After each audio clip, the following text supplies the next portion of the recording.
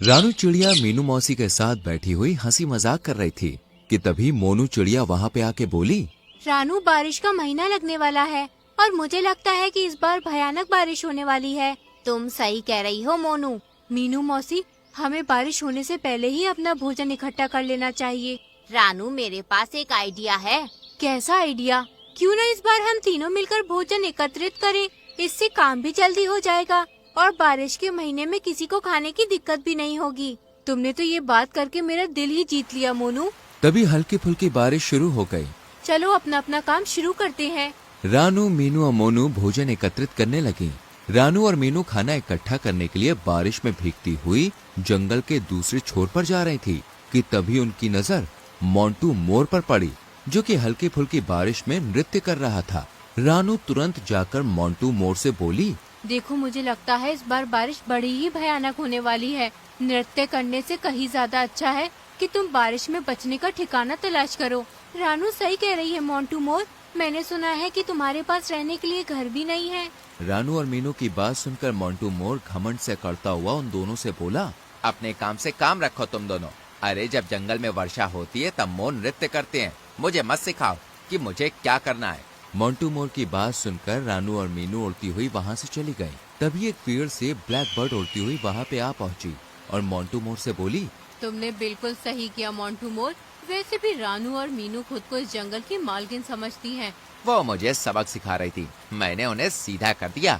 मोंटू मोर की बात सुनकर ब्लैक बर्ड उड़ती हुई वहाँ से चली गई और एक तालाब के किनारे बैठकर अपने आप से बोली, मूर्ख मोर। रानू और मीनू सही कह रही थी। मेरे जंगल के पक्षी भी कितने मूर्ख हैं। तभी ब्लैक बर्ड की नजर तालाब के पास पड़े हुए एक लाल सेब पर पड़ी, जो कि सुनहरे रंग की किरणों से जगमगा रहा था। इतना सुंदर सेब तो मैंने कभी नहीं देखा। ये तो बिल्कुल सोने की तरह प्रतीत हो रहा है। ब्लैक बर्ड उड़ती हुई उस सेब के पास आकर बैठ गई। तभी उस सेब के अंदर से एक आवाज आई, मैं एक जादुई सेब हूँ जो हजारों वर्षों में कभी कभी ही धरती के सेब से जन्म लेता हूँ। तेज बारिश के बीच अगर कोई मुझे जमीन पर फेंकेगा और वो जिस घर की कल्पना करेगा, मैं उसी घर में परिवर्तित हो जाऊंगा। वह घर तेज बारिश में सोने की किरणों से चमकेगा। यह सुनकर ब्लैक बर्ड आश्चर्य से बोली, वो घर कितना विशाल हो सकता है? वो तो तुम्हारी कल्पना शक्ति पर निर्भर करता है।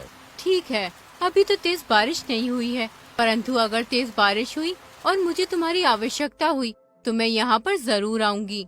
इतना बोलकर ब्लैक बर्ड वहाँ से चली गई। मगर अगले दिन आसमान काली घटा से घिर गया और दिन में भी अंधेरा होने लगा और भयंकर वर्षा प्रारंभ हो गई। मोंटू मोर, जो एक दिन पहले नृत्य कर रहा था, वो घबराया हुआ डरा सहमा झाड़ियों में बैठा हुआ था कि तभी ब्लैक बर्ड बारिश में भीगती हुई वहाँ पर आ पहुँची।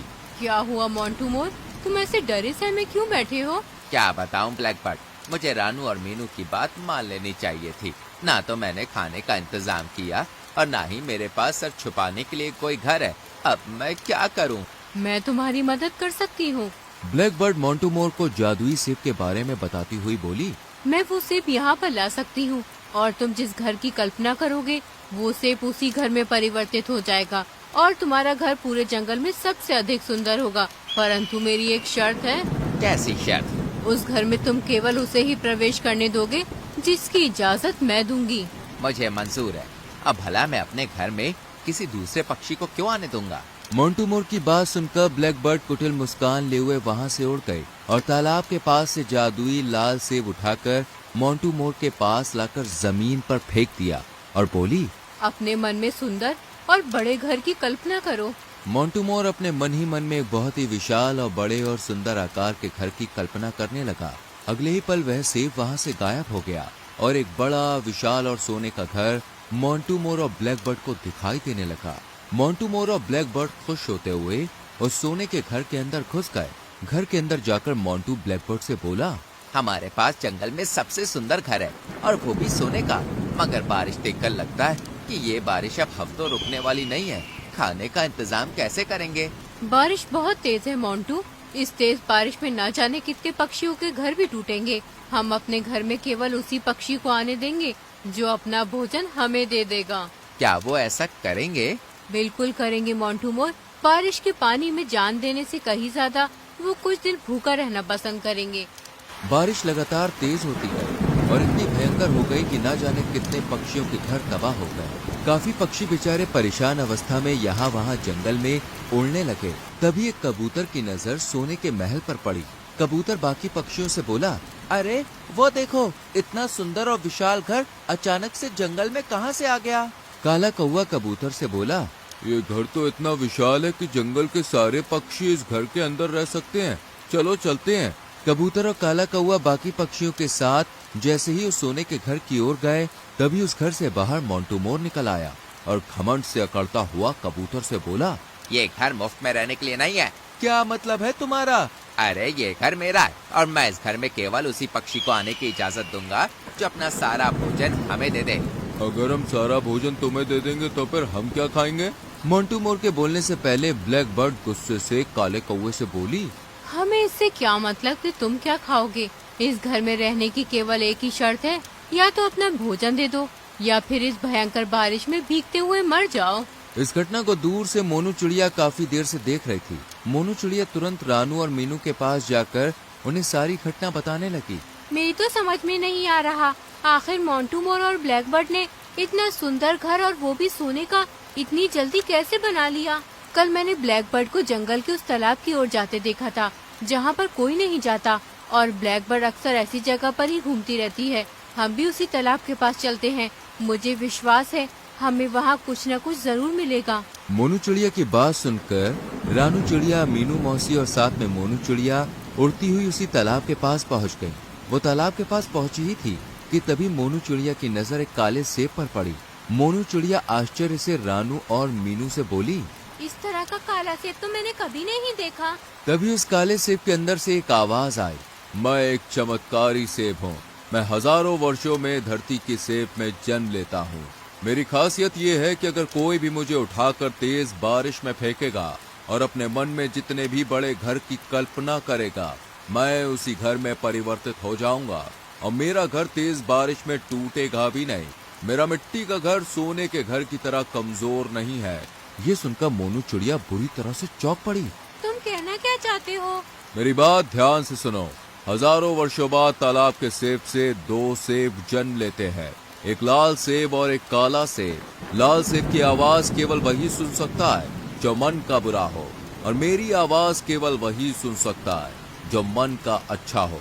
लाल सेब भी विशाल घर में परिवर्तित हो जाता है, मगर वो घर ज्यादा दिन तक टिक नहीं पाता। बहुत ज्यादा तेज बारिश में वो टूट जाता है, मगर मेरा बना हुआ मिट्टी का घर तेज बारिश में भी नहीं टूटता। ये सुनकर मोनू चिड़िया, रानू और मीनू खुश हो गए। मोनू ने तुरंत उस सेब को अपनी चोंच से उठा लिया और रानू और मीनू के साथ उड़ती हुई जंगल में पहुंच गई। मोनू ने जैसे ही उस काले सेब को तेज बारिश के बीच में फेंका, अचानक वो सेब गायब हो गया और वहाँ पर एक विशाल मिट्टी का घर दिखाई देने लगा। मोनू, रानू और मीनू से बोली, मैं बाकी पक्षियों को यहाँ पर बुलाकर लाती हूँ। कुछ ही देर में मोनू मोंटू के सोने के घर के पास चली गई, जहाँ पर पक्षी मुंह लटकाए खड़े हुए थे। मोनू उन सब पक्षियों से बोली, तुम्हें ब्लैक बर्ड और मोंटू मोर की बात मानने की कोई आवश्यकता नहीं। तुम लोग मेरे साथ आओ। मेरे पास इससे भी बड़ा घर है। भले ही वे सोने का नहीं है, परंतु वो टूटेगा नहीं। इनका सोने का घर तो कुछ पता नहीं कि कब टूट जाए। मोनू की बात सुनकर सारे पक्षी मोनू के साथ चले गए और सेब के विशाल घर के अंदर ही रहने लगे। इधर मोंटू मोर और ब्लैक बर्ड अकेले रह गए। वो सब मूर्ख थे मोंटू, तुम देखना उन्हें वापस यहीं आना पड़ेगा। मगर वो वापस आ जाए तो सही रहेगा ब्लैक बर्ड, नहीं तो हम इस सोने के घर को क्या चाटेंगे? हमारे पास खाने का कुछ भी नहीं है। तभी वो सोने का घर टूट के गिरने लगता है। मोंटू और ब्लैक बर्ड तुरंत सोने के घर से बाहर आ गए। अचानक वो सोने का घर ढह गया। ये देखकर मोंटू बुरी तरह से घबरा गया और ब्लैक बर्ड से बोला, मैं तो जा रहा हूँ मोनू चिड़िया से माफी मांगने, हो सकता है कि वो मुझे माफ कर दे। इतना बोलकर मोंटू मोर मोनू के सेब के घर के पास चला गया। मोंटू मोर को देखकर मोनू सब समझ गए। तभी वहाँ पर ब्लैक बर्ड भी उड़ती हुई आ गई। ब्लैक बर्ड मोनू चिड़िया की ओर देख के बोली, हमारा सोने का घर टूट गया है। बारिश बहुत तेज है, हमें भी अपने घर पर रुकने की पनाह दे दो। तुम दोनों केवल एक ही शर्त पर हमारे घर पर रुक सकती हो। कौन सी शर्त? जब तक तुम दोनों हमारे घर पर रहोगे, घर की साफ सफाई तुम करोगे। मतलब साफ है, तुम दोनों नौकर बनकर ही हमारे घर पर रह सकते हो। ब्लैक बर्ड और मोंटू मोर के पास मोनू चिड़िया की बात मानने के अलावा और कोई चारा नहीं था।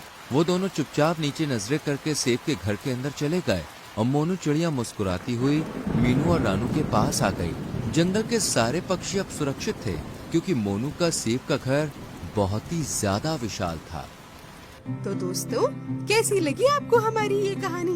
अगर कहानी अच्छी लगी हो तो वीडियो को लाइक कीजिएगा, चैनल को सब्सक्राइब कीजिएगा और हाँ, कहानी अपने दोस्तों के साथ शेयर करना तो बिल्कुल मत भूलिएगा।